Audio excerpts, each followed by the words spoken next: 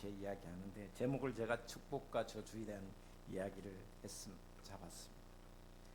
신명기 1장부터 26장은 하나님께서 세부적인 어떤 여러 가지 이야기를, 율법의 말씀들을 계속해서 이야기했습니다. 하나님의 언약의 이야기를 26장까지 했습니다. 그리고 27장이 뭐냐면, 이 언약은 항상 조인식 있어야 됩니다. 언약식이 있어야 됩니다. 국가적으로 이야기하면 비준식이 있어야 된다. 그렇게 그 비준식이 바로 언약식이, 조인식이 바로 27장이 됩니다. 그 기준은 뭐냐면 바로 1절 말씀이 기준이 됩니다. 1절에 이렇게 말씀하고 있습니다. 모세와 이스라엘 장로들이 백성에게 명령하여 이르되 내가 오늘 너희에게 명령하는 이 명령을 너희는 다 지킬지니라. 그러니까 모세에게 주신 하나님의 말씀 1장부터 26장까지 모든 말씀을 너희는 다 지켜 행하라 라는 말씀입니다. 여러분, 철이 들기 전에는 아무렇게나 살아도 별로 그게 없죠. 근데 철이 들고 나면 사는 게 쉽지 않아요. 왜냐하면 이 생각도 해야 되고 저쪽도 배려해야 되고, 이 철이 드는 게 참 어렵습니다. 신앙도 그렇다라는 생각을 합니다. 신앙의 철이 들어서 정말 신앙인으로 살아가는 게 쉽지 않다라는 거죠. 철들기 전에는 그냥 어떻게 보면 자유분방하게 지내도 되지만, 철이 들어서는 많은 걸 배려하고 살아야 되기 때문에 어렵습니다. 쉽지가 않습니다. 신앙도 저는 그렇다라는 생각을 합니다. 철이 든 신앙과 철이 들지 않는 신앙은 확연한 차이가 있다, 그런 생각을 해봅니다. 쉽지 않기 때문에, 그 철이 들어있는 신앙으로 살아가기가 쉽지 않기 때문에 하나님께서 뭐라고 말씀하시냐면, 모세를 통하여 너희가 가나안 땅에 들어가거든 반드시 이렇게 해라. 이게 뭐냐면, 가나안 땅에 들어가면 첫 번째로 큰 돌을 곳곳마다 세우라. 그리고 그 곳곳마다 세운 돌 위에 뭘 하라? 하나님의 말씀을 새겨라. 왜? 말씀은 들으면 빨리 잊어버려. 왜 귀가 두 개인지 알죠? 한쪽으로 듣고 한쪽으로 흘러버려. 언제 들었는지, 지난주에 제가 설교했는 게 뭔지 잊어버리잖아요. 잘 적지 않으면 잊어버려요.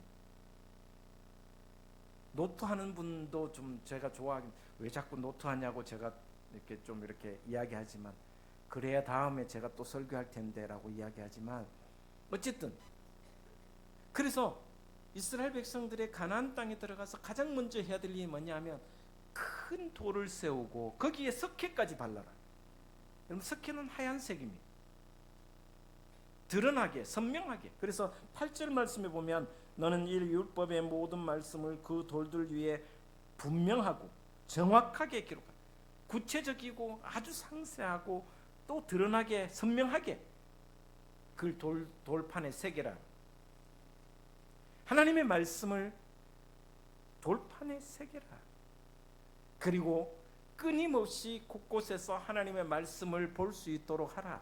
가나안 땅 곳곳에 돌들을 세워서 하나님의 말씀을 기록하라. 선명하게 하라. 그렇게 모세를 통해서 명령하고 있습니다. 이 말씀은 다시 말하면, 돌판에 새기라는 그 말씀은 그냥 한 세대만 끝나는 것이 아니라 영원하게, 영원토록 하나님 말씀을 새겨라는 것입니다. 영원성을 이야기한 것입니다. 여러분, 은혜는 그죠?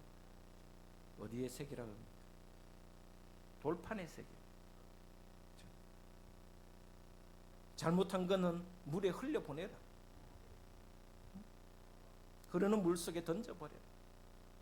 좀 부족한 거 있으면 물 속에 떠내보내고, 은혜는 돌판에 새기라는 말. 우리 옛사람들도 그렇게 이야기합니다. 하나님의 말씀이 영원하다라는 것을 이 돌판에 새기라는 것입니다. 올해만 아니고 한 세대만 아니고 영원한 언약이라는 것을 가르쳐주는 장면입니다. 그래서 성경 곳곳에는 이렇게 말합니다. 풀은 마르고 꽃은 시드나 여호와 하나님의 말씀은 영원하다.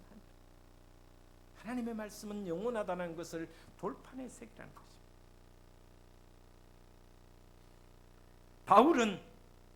바울은 돌판에 새기는 말씀을 하지 않고 이렇게 얘기합니다. 너희 마음에 신비, 마음 심자 돌판, 너희 마음에 이 말씀을 새기라, 그렇게 말씀하고 있습니다. 실제적으로 왜 이 마음판에 새기라고 하냐면, 여러분 솔직하게 예배당을 탁 나서는 순간 언제 들었던 말씀인지 까먹고 감정이 먼저 앞서는 게 우리의 신앙입니다. 저도 마찬가지. 제가 앞에서 설교하지만 예배당을 딱 나서는 순간 하나님 주신 말씀을 생각하기보다는 감정이 먼저 앞서는 게 저의 모습입니다. 하나님의 말씀을 내 일상의 삶에 적용하라. 그래서 마음판에 새기라고 이야기하고 있습니다. 그래서 8절은 명백하게, 분명하게, 정확하게 마음판에 새기라고 이야기하고 있습니다. 제가 좋아하는 말씀 구절이 있습니다. 고등학교 성령체험 후에 첫 받은 말씀 중에 하나가 이 말씀. 너희 믿음이 겨자씨 같은 믿음이 있어도 산을 옮겨 바다에 던지우리라 라는 말씀을 저는 되게 좋아해요. 지금도 이 말씀을 너무나도 좋아해요. 겨자씨만한 믿음이 있을지라도 산을 옮겨 바다에 던지, 기적을 이야기하잖아요. 기적. 겨자씨만한 믿음이 있으면, 하나님의 말씀대로 살아가면 기적이 일어난다라는 것을 우리에게 가르쳐 주는 겁니다. 말씀 한 구절을 붙잡고 그 말씀대로 살아가기를 노력하고 그 말씀이 모든 것이 되고 살아간다면 산을 옮길 만한 믿음이 된다라는 것, 기적이 일어난다라는 것입니다.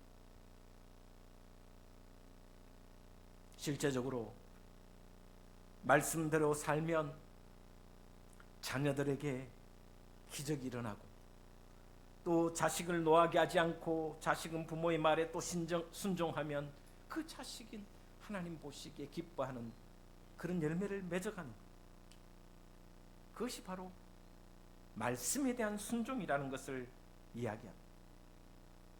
여러분, 공산주의자를 뭐라고 이야기합니까?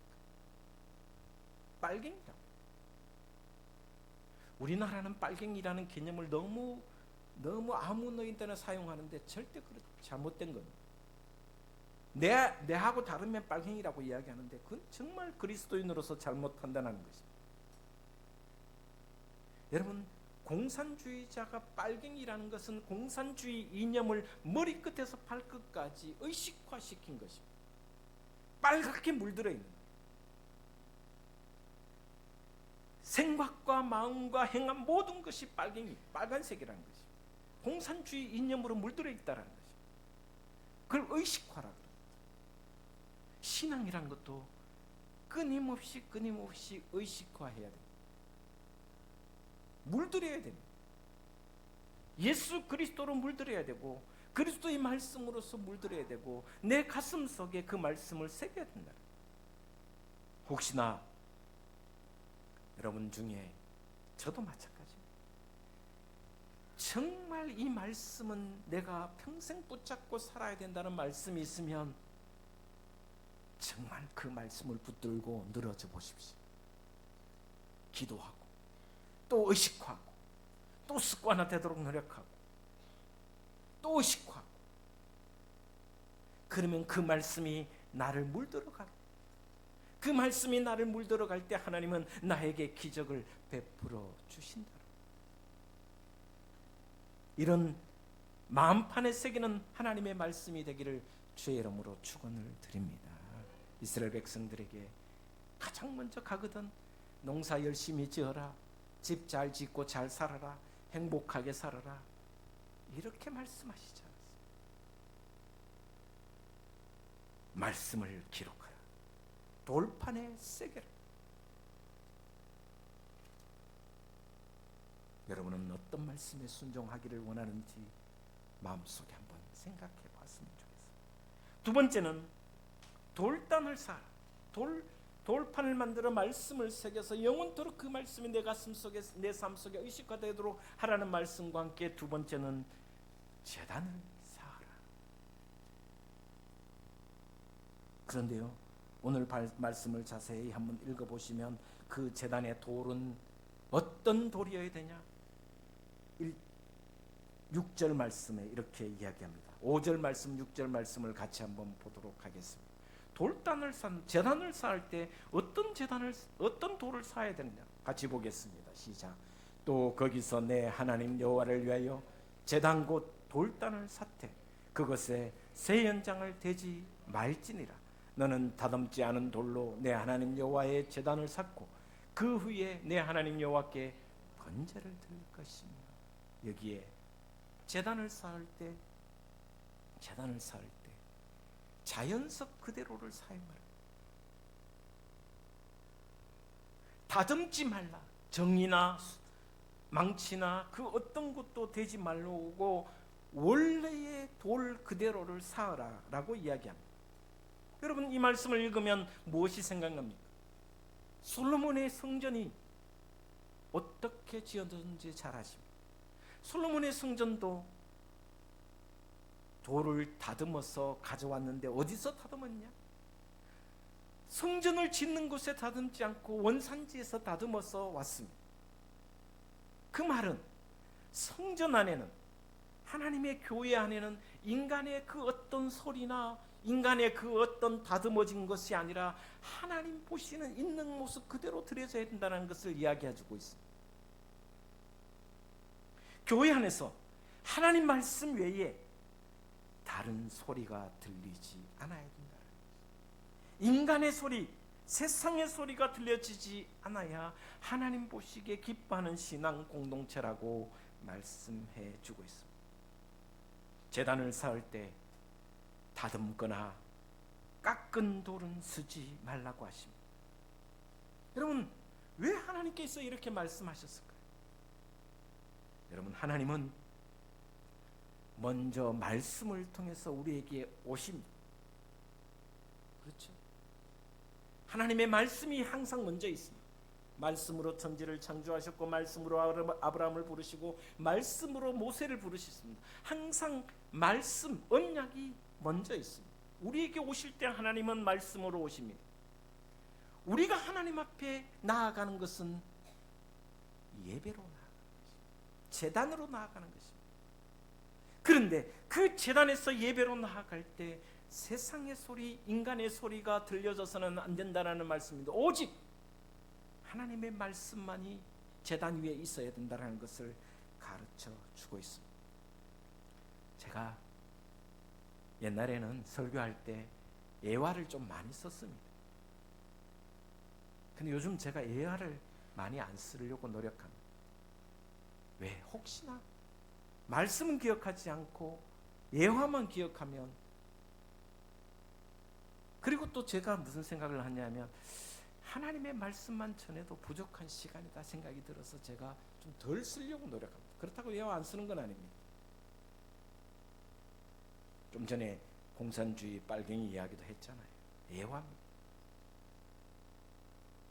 자, 하나님께 나아갈 때에는 사람의 그 어떤 소리나 세상의 소리가 아니라 오직 하나님의 말씀만이 있어야 된다는 것을 제단을 통해서 가르쳐 주고 있습니다.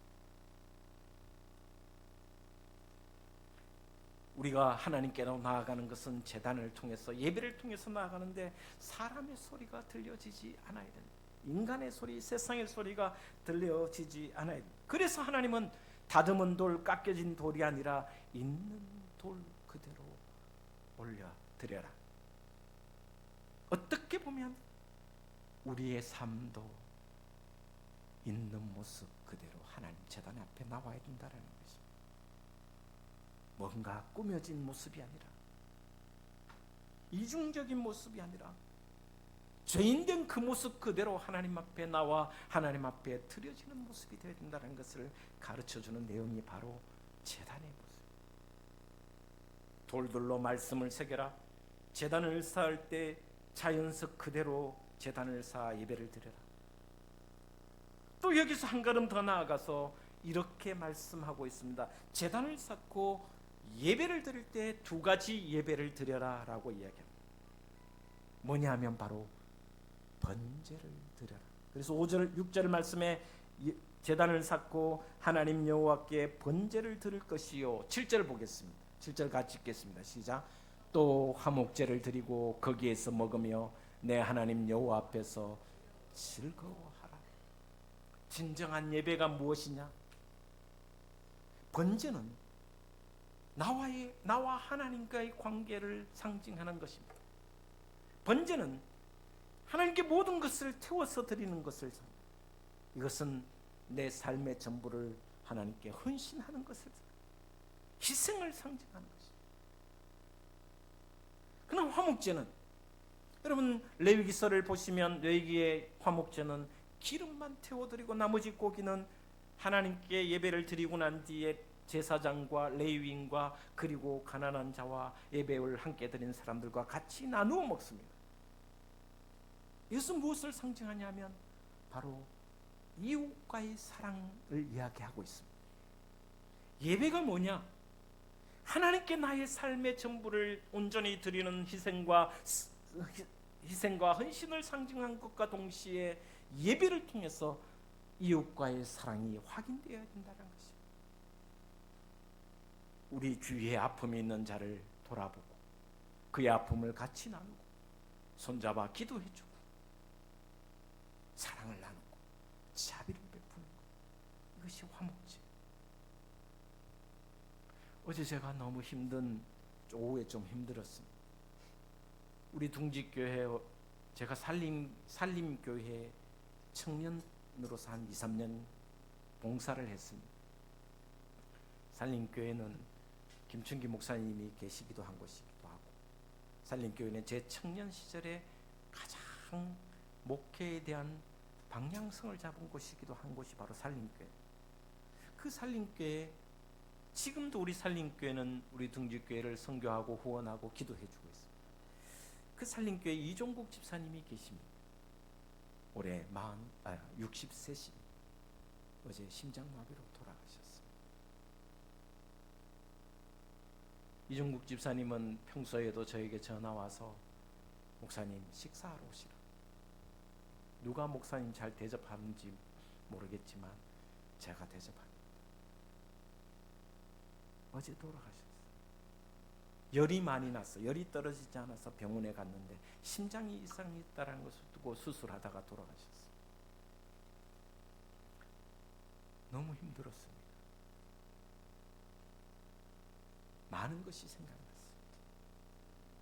산림교회와 집사님이 저를, 또 우리 둥지교회를 위해서 섬겼던 많은 일들이 생각나고 고맙고 감사한 마음과 슬픈 마음도 함께 있습니다. 어쨌든 나눔과 섬김이 화목제. 예배는 하나님께 온전히 드리는 희생과 함께 또 다른 예배가 뭐냐? 이웃과의 화목이 어우러져야 진짜 신령과 진정으로 드리는 예배라는 것을 이 말씀을 통해서 가르쳐 주고 있습니다. 이스라엘 백성들에게 너희가 가나안 땅에 들어가면 제단을 쌓고 그 제단에서 예배를 드릴 때 하나님께 온전히 드릴 뿐만 아니라 희생의 제사를 드릴 뿐만 아니라 이웃과의 관계 속에서도 사랑과 자비와 나눔과 섬김이 있어야 그것이 진짜 예배라는 것을 가르쳐 주고 있습니다. 만약에 성도 간에 화목이 없다면 진정한 예배라 할 수 없다는 말씀과 같은 말씀. 우리가 잘 아는 아모스서 5장 말씀에 이렇게 말씀하고 있습니다. 제가 아모스서 5장을 찾아서 여러분에게 가르쳐 드리겠습니다. 성경 갖고 계신 분은 아모스 5장을 찾아서 같이 보도록 하겠습니다. 아모스서 5장 21절에서 24절까지입니다. 성경은 이렇게 기록하고 있습니다. 내가 너희 절기들을 미워하여 멸시하며 너희 성회들을 기뻐하지 아니하나니 너희가 내게 번제나 소제를 드릴지라도 내가 받지 아니할 것이요 너희의 살찐 희생의 화목제도 내가 돌아보지 아니하리라. 내 노래 소리를 내 앞에서 그칠지어다 내 비파 소리도 내가 듣지 아니하리라. 그러면서 말씀하십니다. 오직 정의를 물같이 공의를 마르지 않는 강같이 흐르게 할지어다. 정의를 물같이 공의를 마르지 않는 강같이 흐르게 하는 이 말씀은 무슨 말씀입니까? 이웃과의 관계에 사랑과 공의를 펼쳐야 된다는 것을 이야기합니다. 너희가 아무리 번제와 화목제를 열심히 하나님 앞에 예배드린다고 소와 송아지와 값진 제물을 드릴지라도 이웃에게 사랑을 전하지 않고 자비를 베풀지 않는 공의를 베풀지 않는데 그것이 무슨 내게 가증한 것일 뿐 그 예배는 내가 받지 않을 것이다. 그 찬양은 내가 듣지 않을 것이다 라고 말씀하고 있습니다. 호세아서 6장에도 나는 제사를 원하지 않노라. 인애를 원하노라. 인애 어지린자 사랑했자. 이웃에 대한 사랑과 견딘과 품는 것을 이야기하고 있습니다. 실제적으로 하나님의 예배를 원하지 않는다는 뜻이 아닙니다. 이 말씀은 역설적인 표현입니다. 너희가 정말 이웃을 사랑하고 나에게 예배를 드릴 때 그 예배가 신령하고 진정한 예배가 될 테니 그 예배를 내가 기뻐 받겠다라는 뜻이 이 말씀 속에 포함이 되어 있습니다. 여러분 모두가 사랑하며 섬기며 나누시기를 주의 이름으로 축복을 드립니다. 그리고 난 뒤에 오늘 본 말씀에 또 이렇게 이야기합니다. 제가 이제 전주에 가끔 갈 일이 있습니다. 전라도 전주. 근데 가다가 보면 휴게소가 있는데 마이산 휴게소가 있어요. 마이산 여러분 이게 봉우리가 2개가 있어요. 그죠? 근데 꼭 낙타의 등같이 이렇게 2개가 같이 비슷하게 생겼습니다. 하나님께서 이스라엘 백성들에게 가나안 땅에 들어가면 2 산이 있는데 그 2 산, 에발산과 그리심산이 있는데 놀랍게도 여러분 그리심산은 축복을 전하는 산이고 에발산은 저주를 하나님께서 저주를 하는 산입니다. 그래서 에발산 자체가 저주의 산이 아닙니다. 에발산에서 하나님께서 저주하죠. 그리심산에서 축복하셨다. 그래서 많은 사람들이 에발산은 축복의 산이고 그리심산은 축복의 산이고 에발산은 저주의 산이라고 이야기하는데 그렇지는 않습니다. 산이 무슨 잘못이 있습니까? 그러나 그렇게 하셨다라는 말씀입니다. 그런데 놀라운 것은 하나님께서 제단을 어디에 쌓으라고 말씀하셨는지 한번 생각해 보십시오. 우리가 생각하기에는 축복의 산인 그리심산에 제단을 쌓으라고 말씀하실 것 같지 않겠습니까? 그런데요, 놀랍게도 에발산에 제단을 쌓으라고 말씀하고 있습니다. 왜 하나님은 에발산에 제단을 쌓으라고 하셨을까? 이유는 다 알 수 없습니다. 제가 어떻게 하나님의 모든 생각과 뜻을 다 알겠습니다. 그러나 왜 에발산에 저주의 산, 저주를 퍼붓는 그 에발산에 제단을 쌓으라고 했을까? 여러분 신명기 27장 28장을 보면 축복보다 저주가 더 많습니다. 우리 사람이 살아가면서 여러분 자신을 한번 돌아보면 내가 축복의 삶을 산 것보다 오히려 죄를 지을 때가 더 많다라는 생각이 들 때가 없지 않습니까? 다시 말하면 에발산에 제단을 쌓으라고 하신 하나님의 궁극적인 목적은 이 에발산에 제단을 쌓아 예배를 드리는 것은 죄의 심각성을 강조하기 위해서가 아닌가라는 생각을 해보았습니다. 저주의 심각성을 보여주기 위해서 하나님께서는 에발산에 제단을 쌓으라고 말씀해 주셨다라는 생각을 합니다.